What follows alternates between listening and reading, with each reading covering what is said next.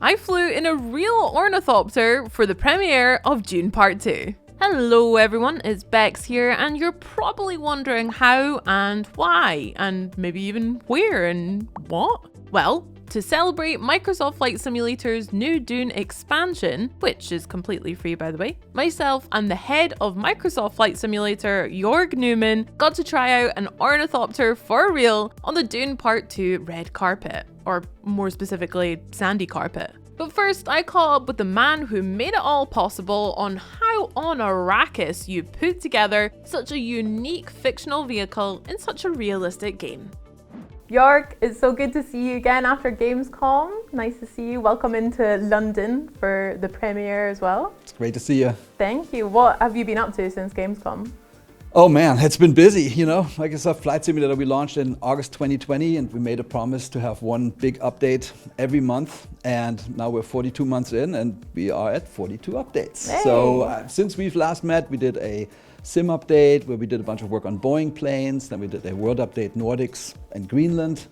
Then we had another sim update, a city update, and then in January we did World Update 16 Caribbean because we thought, you know, it's raining and everybody needs to see some sun. So that was just 2 weeks ago. And now here we are with the Dune expansion. Yes, we're so excited about the Dune expansion. So tell us a little bit about your history with Dune. Are you a big fan of the franchise? I'm a big science fiction fan. I inherited my dad's science fiction collection. I've been reading science fiction since I was 10. I've read thousands and thousands of books. And Dune has a special place, you know. It stood out even back then as something, I think Frank Herbert really, he went deeper than normal science fiction do. There's political things, religious things, social things, ecological things. So for me, Dune has always been one of those franchises that really is a giant in science fiction. So I was really, really excited when I got contacted by someone at Legendary. Actually, I think it was right after we did the Top Gun expansion. And I think they saw, hey, we can do things in Microsoft Flight Simulator. So they said, are you interested in doing something with Dune? And I said, absolutely.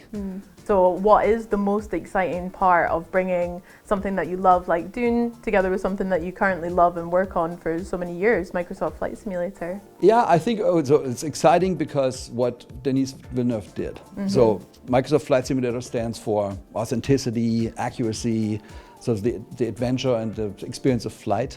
And to get that right. Ornithopter is actually at the very beginning of aviation. When you really look back, humanity's dreams of flight, it starts with something on observing birds. So Leonardo da Vinci actually, back in 1485, he sketched an ornithopter. And it was really like flapping the wings, etc., etc. And it's been with mankind since then, so 600-700 years now. Like where I come from in Germany, our most famous aviator, his name is Otto Lilienthal. He stood on top of a hill, had some wings, started to flap, and he actually flew a fair bit. So it's been part of the dream of flight for a long, long time. But when I saw the first movie in 2021, which I, by the way, think is really awesome, the ornithopter was what I was reading it. When I was reading the book, that is what I imagined. And then I started talking to the movie makers. So I watched an interview with Denis Villeneuve, and he said about the ornithopter that he wanted it to feel and look realistic, to the point that his mom would believe that it's a real thing. So as we were talking, Legendary then connected me with a production designer, Patrice Vernet, and we talked. And I told him, like, hey, if we do this, I need to get this right. And typically when we make a plane, we fly to where the plane is. And we record the plane, we scan the interior, we scan the exterior, we fly it, we record the flight data. With the ornithopter being fictional, it didn't seem so possible, but then I said, do you have anything, you know, models and stuff? He's like, oh dude, we built this. And they built this 22-ton ornithopter. And it's in Budapest. And he said, well, it's in Budapest in storage. I said, let's go to Budapest. So he actually met he came from, I think, Jordan, where he was filming a movie. I came from America. We met in Budapest, looked at the ornithopter, we filmed a little fun video together. But it showed me the commitment that they had to actually getting the ornithopter right this time. And that felt right. Microsoft Flight Simulator wanting to be authentic, they wanting it to be authentic. That's when the two franchises can meet. Was there anything specific, because you have the cockpit, so It's got such a unique design, and it is so true to the model in the film. Was there any other technical things? It was interesting. So the very first thing we said, hey, let's do Dune, and then we said, okay, how does this thing fly? Because it kind of looks like a helicopter, but it doesn't have rotors. It doesn't have a tail rotor, so nothing's stabilizing, and then it doesn't look like a plane. So early on, we put our best people on it. So there's a group we work with called Builds. They built the Ornithopter, doing a really good job. They typically do Airbuses, so very detail-oriented team. And then we had one of the legends of flight programming. His name is Andrei Solomikin. He is the flight model creator for the Ornithopter. And that was the challenge. How do we do this? And what do we reference here? And so we knew we couldn't use, there's a flight model we have for planes, there's a flight model we have for helicopters. We thought about, should we expand this somehow to somehow make this work? But when you look at the Ornithopter, it has such extreme propulsion in any direction that none of this would have worked. So we decided to create an all-new flight model for the Ornithopter, which was really interesting. But it allowed us to be flexible, because the design needed to be, it has an afterburner.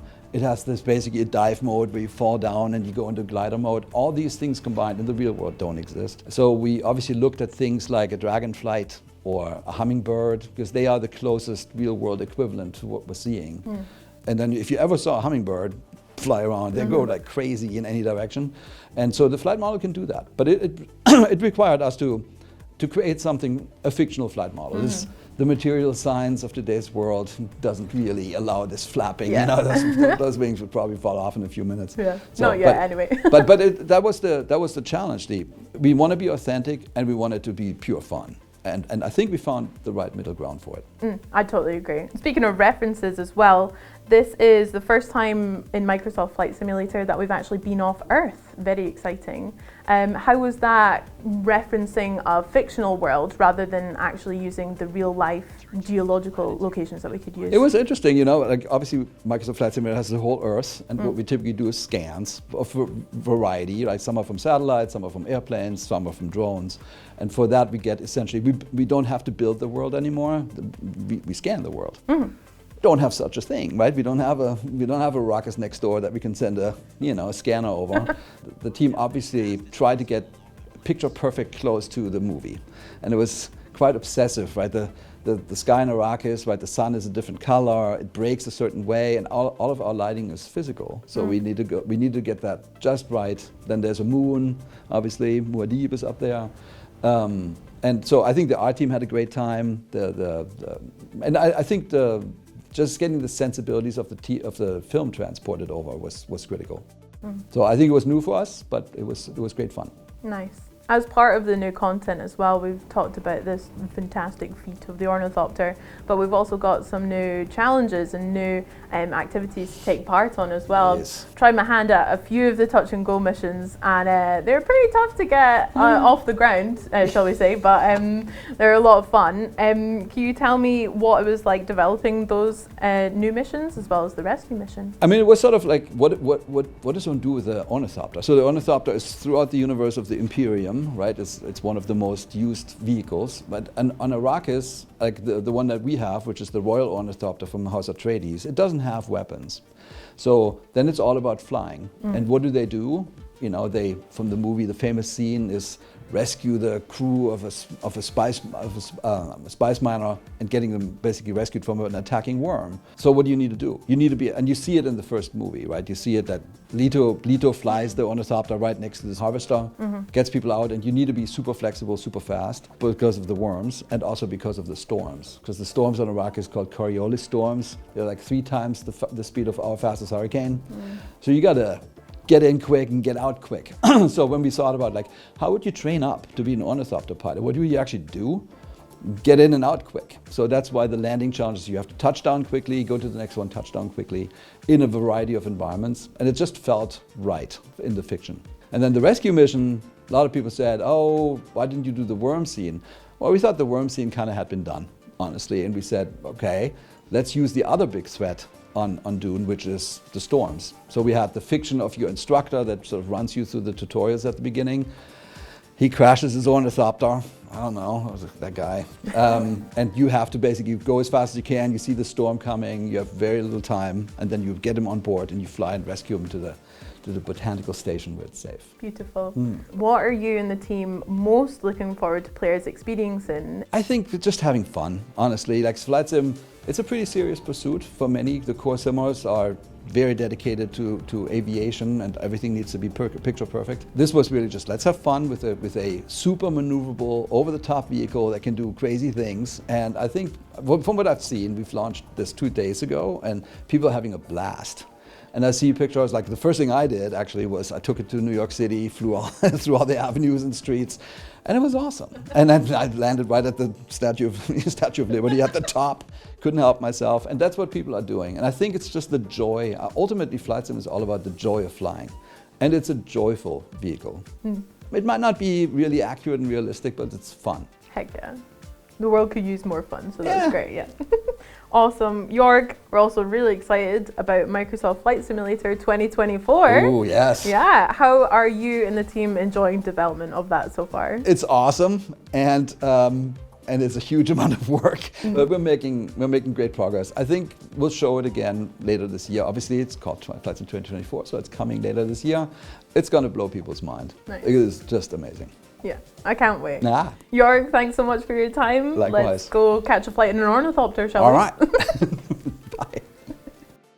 So once we got the lowdown from Jorg, we put on our fancy clothes and went down to Leicester Square to fly like a real member of House Atreides in the Ornithopter. Flanked by a super limited edition Xbox Series S Dune console in its very own mini ornithopter, and a floating Xbox controller, there it was, with a wide monitor to mirror the ornithopter's massive panoramic panes of glass, and Microsoft Flight Simulator was ready to play. With my co-pilot Jorg, I flew through Arrakis in the most realistic way possible. Then later on, the Messiah himself, Timothée Chalamet, tried it too, but pretty sure my score was better. What kind of crossovers and expansions would you want to see in Microsoft Flight Simulator? Let me know in the comments, I'll be sure to read them, and I'll see you next time. Bye!